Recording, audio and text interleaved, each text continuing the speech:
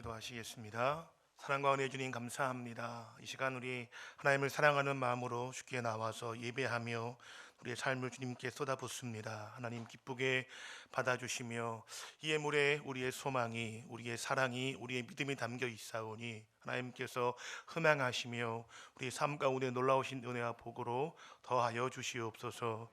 예배할 때에 오늘 주님만을 바라보는 시간 되게 도와주셔서 주님이 우리의 소망 되심을 다시 한번 경험하게 도와주시옵시고, 그 은혜를 우리가 이 시간 붙잡는 시간 되게 도와주셔서 돌아갈 때에는 우리의 마음에 큰 기쁨과 확신이 가득하게 도와주셔서 세상 가운데 믿음으로 또 말씀의 순종함으로 승리하는 우리 모두가 되어지도록 주님 역사하시며 함께하여 주시옵소서. 우리 주님 8년 여전도회를 기억하여 주셔서 하나님 귀하게 사용하시고 사랑하시는 여전도회 하나님께서 함께하여 주시옵시며, 몸된 교회 위에, 특별히 하나님 나라 위에 귀하게 쓰임받는 일꾼들로, 하나님 사랑하시는 귀한 여종들로 주님 사용하시고 함께하여 주시옵소서. 말씀은 저와 자와 함께하심으로 입술에 기름 부어 주시옵시고, 주님께서 파수꾼 세워주셔서 원하시는 말씀만 바르게 증거할 수 있도록 붙잡아 주시기를 소원하오며 감사하신 예수님의 이름으로 기도하옵나이다. 아멘. 할렐루야. 옆에 있는 분 한번 인사해 보겠습니다. 은혜 받을 날입니다. 한 번 더 인사하실 때에 함께 은혜 받겠습니다 라고 인사해 보시겠습니다. 함께 은혜 받겠습니다. 아멘. 사순절 기간을 보내고 있습니다. 예수님의 고난을 묵상하면서 평소보다 조금 더 절제되어지고 조금 더 은혜를 향해 나아가는 삶을 살고 계시죠? 예, 그런 줄 믿습니다. 예전에는 이 사순절 기간에 참 교회에서 금식을 많이 했던 기억이 있습니다. 40일 금식도 날을 정해서 매 하루에 한 끼 정도 함께 금식하고, 또 교회에서 순번을 정해서 함께 금식하고 기도했던 그런 기억들이 있습니다. 또 교회 행사도 고난 주간이나 사순절에는 잡지 않고 온전히 예수님의 그 사랑과 그 십자가의 고난을 묵상하고 또 부활을 기다리는 데에 온 힘을 다했던 그런 기억들이 있습니다. 특별히 여행 가지도 않고 우리의 어떤 유흥을 즐기는 것도 삼가해서 좀 절제하고 경건한 어떤 삶을 살아가려고 애를 썼던 기억이 분명히 있습니다. 요즘 시대에도 시대가 물론 바뀌긴 했지만 젊은 세대들은 미디어 금식이라든지 스마트폰 같은 것들을 조금 절제하는 그런 것들을 시행하기도 합니다. 방법은 많이 바뀌었지만 어찌되었건 간에 세상의 것들을 좀 내려놓고, 세상을 향하는 마음을 잠시 내려놓고 주님께 집중하는 그런 모습은 그때와 지금과 똑같다고 생각이 되어집니다. 특별히 우리의 그 삶 가운데 하나님 주시는 그 고난의 그 깊은 묵상을 통해서 더 큰 은혜와 복이 가득하시기를 주님의 이름으로 축복합니다. 오늘 본문을 보면 성경은 예수님께서 속죄의 제물로 죽으셨다라고 말씀하고 있습니다. 구약 시대에는 하나님께 제사를 드렸는데 크게 5가지로 구분할 수가 있습니다. 앞에 화면을 보시면 이렇게 소개가 잘 되어 있는데요. 첫째로 번제입니다. 번제는 희생의 제물이 되는 그 짐승의 가죽을 제외한 모든 제물을 불로 태우는 제사입니다. 제물을 완전히 태워서 그 피어오르는 향기로 하나님께 드리는 제사인데, 하나님과 정상적인 관계를 유지하고 하나님께 자신을 온전히 드리고자 하는 그 마음으로 드리는 제사가 이 번제였습니다. 둘째는 소제입니다. 소제는 아시는 것처럼 곡식으로 드리는 제사입니다. 하나님께 충성과 감사를 표하기 위해서, 또 그리고 생활을 성결하게 함으로써 하나님의 뜻을 따르기 위해서 드리는 제사가 바로 소제입니다. 세 번째는 화목제인데, 화목제는 하나님과 인간 사이의 화목과 친교를 도모하기 위해서 드리는 제사였습니다. 여기에는 감사제나 서원제, 자원제도 포함되어져서 하나님과의 관계를 화목하게 하기 위해서 드리는 제사가 화목제였습니다. 넷째는 속죄제입니다. 이 속죄제는 부지 중에 지은 죄까지 우리가 사함받기 위해서 드리는 제사였는데, 이 신분과 형편의 차이에 따라서 각각 다른 제물로 제사를 드렸습니다. 이 속죄제는 예수님의 그 속죄 사역의 영적인 의미를 지니고 있습니다. 마지막 5번째로 속건제입니다. 속건제는 하나님께 드려진 제물이나 성물을 범했을 때에, 또 인간관계에서 이웃에게 해를 끼쳤을 때에 그 죄를 속하게 드렸던 제사입니다. 다른 제사와는 달리 이웃에게 해를 끼쳤을 때에 그 상대방에게 그만큼의 보상을 하도록 했다는 점에서 차이를 가지고 있습니다. 이렇게 크게 5개의 종류로 제사를 나눌 수가 있는데, 그 중에서도 이 속죄제에 대한 방법은 레위기 16장과 출애굽기 29장에 자세하게 기록되어 있습니다. 그런데 특별히 1년에 한 번 드렸던 그 대속죄일에 이스라엘의 온 회중을 위해 드렸던 그 속죄제는 다른 여러 제사와는 다르게 여러 가지 차이점이 있었습니다. 아사사를 위한 염소를 제외한 가장 큰 차이점은 제물을 모두 태워드린다는 점이었습니다. 오직 피와 기름만 사용하고 그 외에 가죽과 고기와 남은 분비물들은 전부 다 불태워 버렸습니다. 이 대부분의 제사를 드린 다음에 이 제물의 고기나 가죽 등을 제사장이 먹거나 가지거나 했습니다. 제물을 전부 태워드리지는 않았다는 말입니다.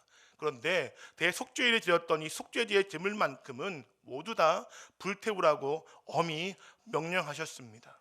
그리고 이 불태우는 장소도 이 기름만 제단 위에서 불사르고 고기와 가죽과 다른 부산물들은 반드시 영문 밖에서 불태워야 했습니다. 다 같이 레위기 16장 27절 말씀을 읽겠습니다. 시작.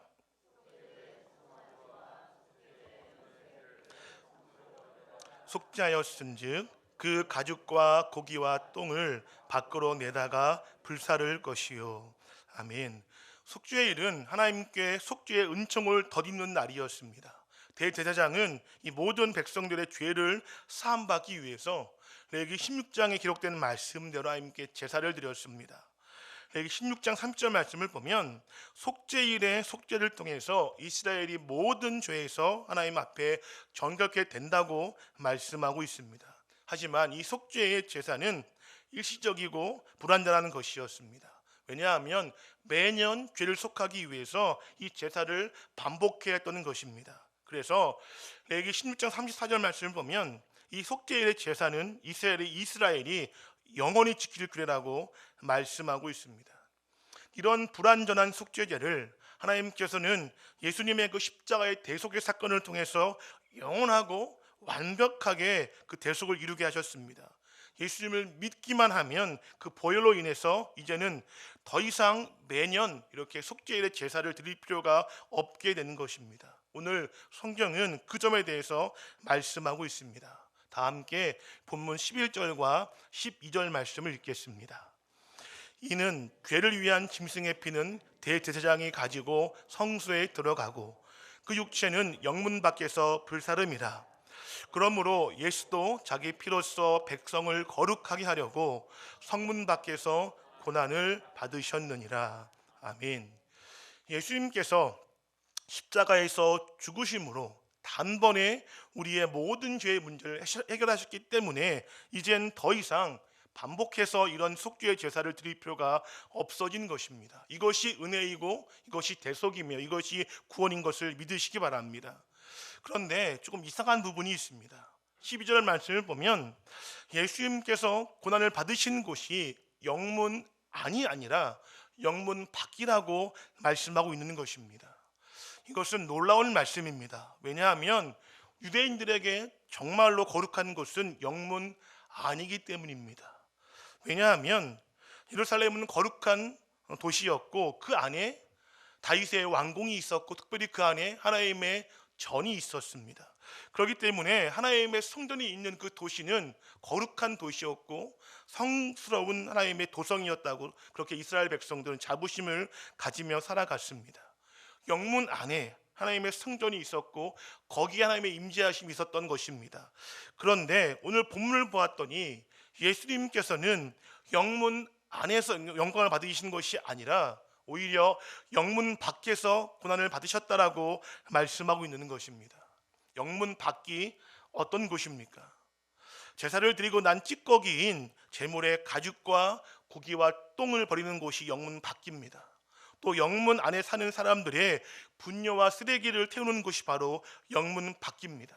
그리고 사람들이 죄를 져서 돌로 쳐 죽일 때에 끌고 가서 죽인 곳이 영문 밖입니다. 또한 영문 밖에는 영문 안에 머물 수 없는 죄인들과 병자들이 쫓겨나 머무는 곳이 바로 영문 밖이었습니다. 그런데 예수님께서 바로 그 영문 밖에서 고난을 당하셨다고 말씀하고 있는 것입니다. 그리고 그 이유를 12절을 보면 하나님의 백성을 거룩하게 하기 위해서 영문 밖으로 나가셨다라고 말씀하고 있는 것입니다. 다 함께 12절 말씀을 읽겠습니다. 그러므로 예수도 자기 피로써 백성을 거룩하게 하려고 성문 밖에서 고난을 받으셨느니라. 아멘.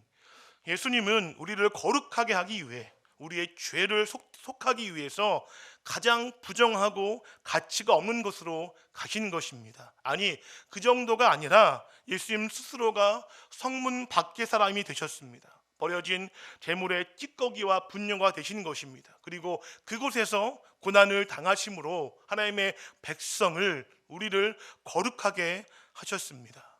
다 함께 우리 13절 말씀을 읽겠습니다. 그런즉 우리도 그의 치욕을 짊어지고 영문 밖으로 그에게 나아가자. 이제 성경은 우리도 영문 밖으로 나아가야 한다고 말씀하고 있습니다. 그런데 그냥 나아가는 것이 아니라 예수님의 치욕을 짊어지고 나아가자고 말씀하고 있습니다. 치욕을 짊어지라는 말씀은 십자가를 지고 가시는 예수님의 모습을 떠올리게 합니다. 예수님께서도 마태복음 16장 24절 이하의 말씀에서 자기를 부인하고 자기의 십자가를 지고 주님을 따르라고 말씀해 주셨습니다. 오늘 하나님께서 이 성경 말씀을 통해서 우리에게 이렇게 말씀하신다고 저는 믿습니다. 너희도 십자가를 짊어지고 영문 밖으로 나아가라. 지금 우리는 영문 밖으로 나아가는 삶을 살고 있습니까? 아니면 영문 안으로 들어가려고 우리가 애쓰고 있습니까? 많은 사람들이 넓은 문, 넓은 길로 가려고 합니다. 즉, 영문 안으로 들어가려고 합니다. 영광이 있는 곳, 편의가 있는 곳, 누구나 부러워할 만한 곳이 있는 그 영문 안으로 들어가려고 합니다. 현대 영문 안이 어떤 곳이겠습니까? 권력과 부가 집중되어 있는 곳, 또 기득권과 안전을 보장받는 곳, 자기 위로와 내적 평안이 있는 곳, 영적인 만족과 물질적 축복이 있는 곳이 바로 영문 안이 아니겠습니까? 많은 사람들이 편리를 따르고 편의를 좋아하며 복과 은혜를 사모하는 그 마음 때문에 영문 밖이 아니라 영문 안이 가장 좋은 것이고 우리가 거기에 있어야 한다고 그렇게 외치며 그 영문 안으로 들어가려고 애쓰는 삶을 살고 있는 것처럼 보여집니다. 하지만 성경은 우리에게 뭐라고 말씀하고 있습니까? 영문 밖으로 나아가라고 말씀하고 계십니다. 다 그렇다면 어디가 영문 밖이겠습니까? 부정하고 쓸모없는 것처럼 여겨지는 사람들이 있는 곳입니다. 가난하고 후회된 사람들이 있는 곳이고, 이 고통과 억울함으로 탄식하는 사람들이 있는 곳이 바로 영문 바뀌는 것입니다. 자기 만족과 축복을 위해 살지 않고 을을 위해서 핍박을 받는 사람들이 있는 곳이 바로 영문 바뀌며, 우리의 도움이 필요한 사람들이 있는 곳이 바로 영문 바뀐 줄 믿습니다. 우리는 과연 그곳이 우리가 있어야 할 곳인 줄 우리가 믿고 인정하며 지금도 그리스도의 그 고난을 따라서 영문 밖으로 나가는 삶을 살고 있는지 정말 심각하고 진지하게 돌아봐야 할 줄 믿습니다. 우리가 진정으로 고난당하신 예수님을 믿고 따르는 사람들이라면, 예수님의 그 대속의 은혜를 경험한 사람들이라면 이제 우리도 영문 밖으로 나아가야 할 줄 믿습니다. 왜냐하면 예수님께서 영문 밖에 계시기 때문입니다. 다시 한번 우리 본문 13절 말씀을 읽겠습니다. 시작. 그에게 나아가자. 아멘. 지금 주님이 어디 계신다고 말씀하고 있습니까? 영문 밖에 계신다고 말씀하고 있습니다. 영문 밖에 주님이 계십니다. 예수님께서 지금 영문 밖에서 우리를 기다리고 계십니다. 우리와 함께 그 우리의 십자가를 짊어지고 우리의 사명을 감당하기 위해서 세상 속에서 저 낮은 자리에서 그 은혜를 베풀며 복음을 증거하는 삶을 살아가라고 지금도 우리를 저 영문 밖에서 기다리고 있음을 믿으시기 바랍니다. 많은 사람들이 신앙생활을 하면 잘 되고 복받는다고 이야기합니다. 물론 틀린 말씀은 아닙니다. 하지만 우리가 지금 우리의 그 신앙생활 가운데 영문 밖에서 주님의 목소리를 듣고자 하지 않고 우리의 섬김과 우리의 사랑과 우리의 헌신이 필요한 사람들에게 우리가 관심과 마음을 가지고 있지 않다면 지금 우리가 누리고 있는 이 은혜는 잘못된 것인지도 모르겠습니다. 주님은 모든 사람을 구원하기를 기뻐하시고 모든 사람을 구원하시려고 이 땅에 오셨으며 그들을 위해서 주님 십자가에서 모든 물과 피를 쏟아내신 분이십니다. 이제 우리가 그 은혜를 받은 사람들이라면 마땅히 주님께로 나아가야 하며 우리의 편의와 우리의 안락함을 누리고자 살아가는 것이 아니라 우리를 사랑하시고 구원하신 그 주님의 그 참된 복음의 삶을 우리도 감당하기 위해서 그렇게 애쓰고 노력해야 할 줄 믿습니다. 예수님께서는 마태복음 25장에서 헐벗고 굶주리며 옥에 가둔 사람들에 대해서 말씀하셨는데 그 사람들이 바로 영문 밖에 있는 사람들인 줄 믿습니다. 수혜당하고 학대받으며 사랑과 가심이 필요한 사람들입니다. 우리 주변에 있는 여전히 예수님의 복음이 필요하고 예수님의 은혜가 필요한 사람들이 바로 영문 밖에 있는 사람들인 줄 믿습니다.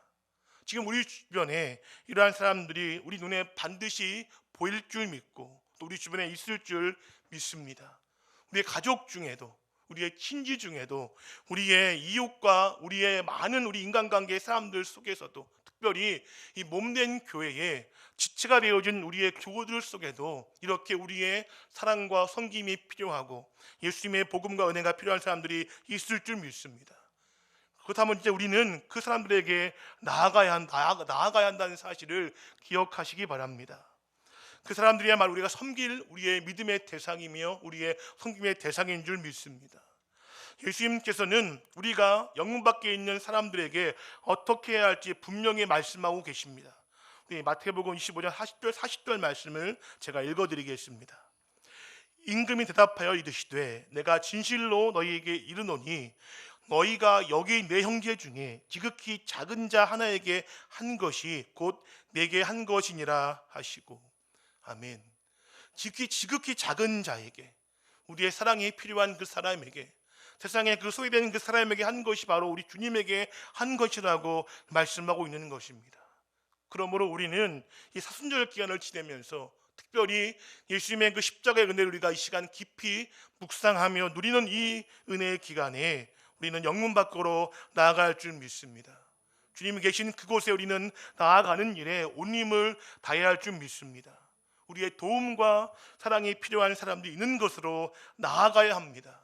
영문 안이 아니라 영문 밖으로 나아가야 하며 우리끼리 모여서 우리끼리 안전과 은혜와 복을 도모하고 추구하는 것이 아니라 그 은혜가 필요한 사람들을 향해서 나아가는 섬김과 복음의 삶이 있어야 할 줄 믿습니다.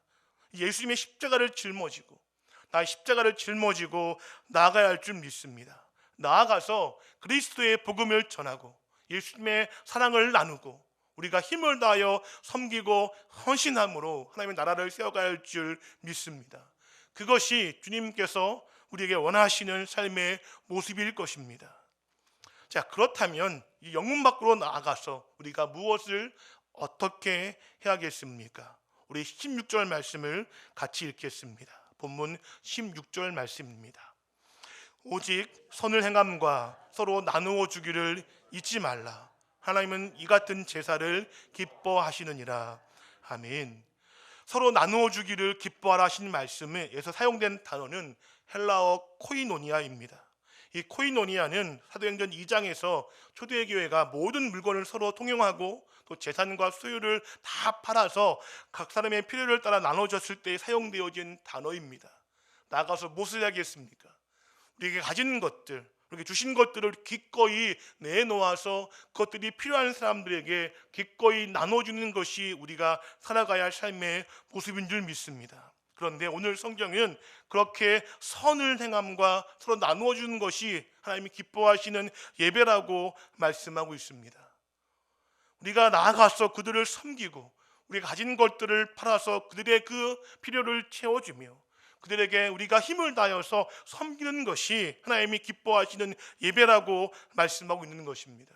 그들을 보듬어 안고 그들을 위하여 기도하며 울며 위하여 간절히 우리가 그들을 위해서 섬기고 헌신하는 것이 하나님이 기뻐하시는 예배라고 다시 한번 말씀하고 있는 것입니다. 우리가 주님을 따라서 영문 밖으로 나아가서 거기에 있는 사람들에게 우리의 도움이 필요한 사람들을 위해서 우리가 선을 행하고 돕고 섬기는 것이 우리가 짊어져야 할 예수님의 치욕이며 우리의 십자가라는 사실을 기억하시기 바랍니다. 그렇게 힘을 다하여 주님의 치욕을 짊어지고 우리 십자가를 감당하여서 그들을 사랑하며 섬길 때에 하나님께서 우리의 삶의 예배를 기쁘게 받으신다고 성경은 말씀하고 있는 것입니다. 우리의 예배는 모여드린 예배뿐만이 예배가 아니라 나아가서 그 말씀대로 살아가는 삶 또한 예배인 줄 믿습니다. 주님은 그런 예배를 기쁘게 받아주십니다. 하지만 그렇다고 해서 우리의 예배가 필요 없는 것은 결코 아닙니다. 본문은 우리 예배에 대해서 이렇게 말씀하고 있습니다. 우리 15절 말씀을 같이 읽겠습니다. 그러므로 우리는 예수로 말미암아 항상 찬송의 제사를 하나님께 드리자. 이는 그 이름을 증언하는 입술의 열매니라. 아멘. 함께 모여서 하나님께 예배하고 찬양하며 하나님께 나아가자는 이 모임이 정말 중요하다고 성경은 말씀하고 있습니다. 우리 예배는 정말 중요합니다. 영과 진리의 예배를 드리기 위해서 마음을 다하고 뜻을 다하고 힘을 다해야 할 줄 믿습니다. 진실하고 경건한 삶을 통해서 또한 우리의 삶의 예배를 하나님께 드리는 일에도 힘을 다해야 할 줄 믿습니다. 그렇게 모이는 예배와 흩어지는 예배가 온전히 주 앞에 드려질 때에 하나님께서 우리를 기뻐하시며 그 예배를 통해서 우리 영혼이 살아나고 우리의 교회가 회복되어지며 부흥할 줄 믿습니다. 그리고 동시에 교회 밖에서도 영문 밖에서 우리의 삶을 통해 선을 행하고 서로 나누어주는 그 예배를 통해서 하나님이 영광을 받아주시며 그리스도의 복음이 전파될 줄 믿습니다. 이것도 우리가 드려야 할 예배임을 기억하시기 바랍니다. 우리 예배는 어떻습니까? 모여드리는 예배에는 우리가 힘을 다하고 준비하는 모습이 분명히 있을 것입니다. 하지만 나아가서 영문 밖에 드려진 우리의 삶의 예배는 어떠한지 한번 돌아보셨으면 참 좋겠습니다. 하나님은 우리의 그 영문 밖에서의 예배를 기뻐 받으시며 그 예배도 성공하기를 원하시는 줄 믿습니다. 교회는 영과 진리의 예배로 영광을 돌리는 거룩한 예배 공동체입니다. 그리고 동시에 선을 행함과 서로 나누어 주어서 하나님이 기뻐하신 예배를 드리는 섬김의 공동체인 줄 믿습니다. 그러기 위해서 하나님 기뻐하시는 예배를 드리기 위해서 교회는 성도는 영문 밖으로 나아가야 할 줄 믿습니다. 이것은 결코 쉬운 일이 아닐 것입니다. 영문 밖은 결코 편안하거나 편의가 있거나 편리가 있는 곳이 결코 아닙니다. 불편하고 힘든 곳이며 가고 싶지 않은 곳이며 어려움이 있고 우리의 마음을 내려놓아야 하는 그런 문제가 많은 곳입니다. 하지만 그럼에도 불구하고 우리가 나가는 데에 힘을 쓰는 곳은 바로 영문 안이 아니라 영문 밖인 줄 믿습니다. 함께 예배하는 그 영문 안의 예배를 통해서 하나님의 은혜를 누리고 우리가 서로 교제하며 그 가운데 그 은혜를 우리가 간직함으로 이제 영문 밖에 나아가서 하나님의 그 사랑을 증거하고 복음을 나누는 삶을 살아가야 할 줄 믿습니다. 그러할 때에 하나님이 우리에게 은혜를 주시며 우리가 참된 그리스도인이라고 말씀해 주실 줄 믿습니다. 특별히 시간 간절히 부탁드리기는 우리 교회 안에 우리가 섬겨야 할 영문 밖의 사람이 있음을 기억하시기 바랍니다. 그들 위해서 간절히 기도하고 사랑하는 마음으로 섬기고 애쓸 때에 하나님이 이곳에 놀라운 그리스도의 그 은혜를 다시 한번 부어주실 줄 믿습니다. 우리가 순절을 지내면서 무엇을 바라보며 무엇을 소망하며 무엇을 우리가 추구하며 살고 있는지 다시 한번 돌아봤으면 좋겠습니다.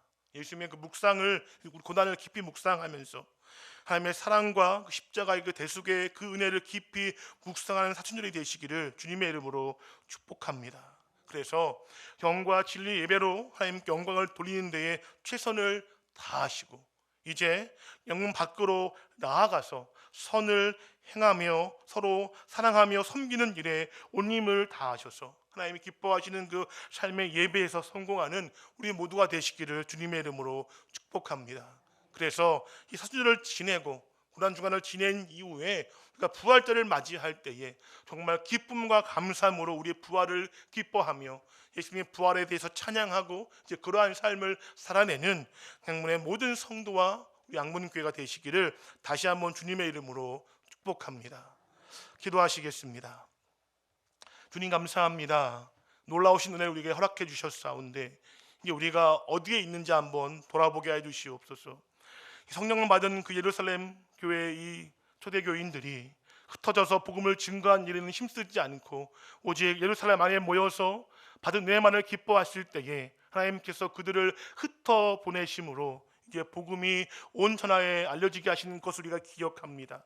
주님, 오늘 말씀을 보았더니 주님께서 우리를 사랑하셔서 구속하시고자 영문 밖에서 고난을 받으셨다고 말씀하고 있습니다. 그리고 이제 우리도 은혜를 받은 사람으로서 주님 계신 그 영문 밖으로 나아가라고 말씀하고 계십니다. 이 사실을 기억하게 도와주셔서 더욱더 그리스도의 그 십자가와 그 은혜를 깊이 묵상하는 그 믿음으로 이제 영문 밖에 우리의 사랑과 도움이 필요한 사람이 누구인지를 기억하게 도와주셔서 주님을 따라 나아가서 우리의 신앙을 그들 앞에 증거하며 사랑과 헌신으로 섬기는 삶을 통하여서 하나님 기뻐 받으시는 그 삶의 예배로 하나님께 영광을 돌리며 하나님의 살아계심을 증거할 수 있도록 주님 함께하여 주시옵소서. 하나님 놀라우신 은혜가 우리 가운데 충만히 임하기를 원합니다. 우리가 그 말씀 따라 순종할 때에 그 놀라우신 은혜가 우리 가운데 가득 임할 수 있도록 주님 역사하여 주시옵소서. 이 밤에 주 앞에 간절히 간구할 때에 주님 우리의 기도 가운데 함께 하시고 응답하여 주셔서 이 밤에 놀라우신 은혜와 역사하심을 경험할 수 있도록 살아계신 하나님 함께하여 주시옵소서. 감사하신 예수님의 이름으로 기도하옵나이다. 아멘.